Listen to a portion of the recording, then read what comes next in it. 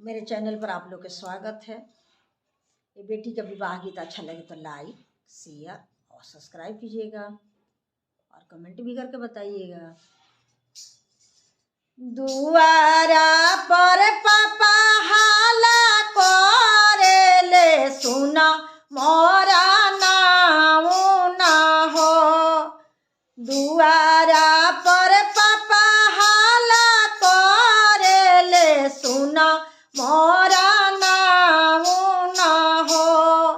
झटा से ओढ़ाव ना चादरिया दिया हो जई है सासुर हो।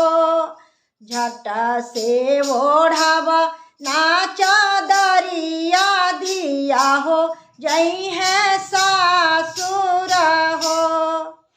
एतना बचन बेटी सुनेली सुना होना पावेली हो। आतना बचन बेटी सुनेली सुना होना पावेली हो। लापा की धारेली आपन मम्मी मम्मी के कहाँ पाई बहो। लापा की धारेली आपन आमा आमा के कहाँ पाई बहो। दुआरा पर चाचा हाला करेले सुना मोरा नाम ना हो। दुआरा पर चाचा हाला करेले सुना मोरा नाम ना हो। झटा से ओढ़ाव ना चादरिया दिया हो जई है सासुर हो। झटा से ओढ़ाव ना चादरिया दिया हो जई है सासुर हो। एतना बचन बेटी सुनेली सुना होना पावेली हो। एतना बचन बेटी सुनेली सुना होना पावेली हो।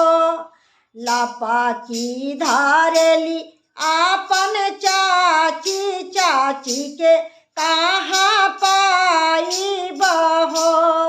लापा की धारेली आपन चाची चाची के कहाँ पाई बहो।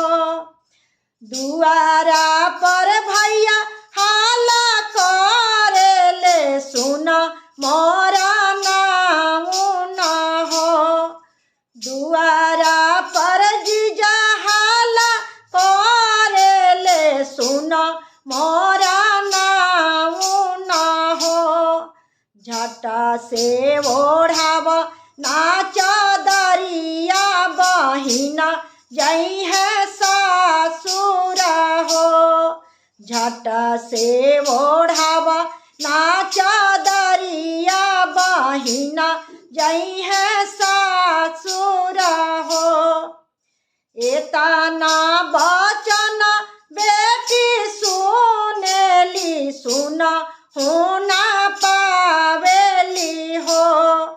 एतना बचन बेटी सुनेली सुना होना पावेली हो।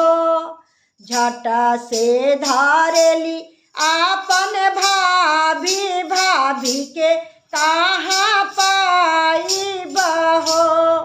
लापा की धारेली आपन भाभी भाभी के कहाँ पाई भी हो।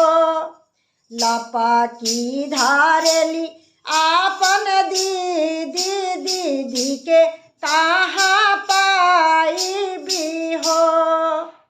दुआरा पर पापा हाला करेले सुना मोरा नाम ना हो। दुआरा पर भैया हाला करेले सुना सुना मोरा नाऊ ना हो। झट से ओढ़ाव ना चादरिया दिया हो जई है सासुर हो।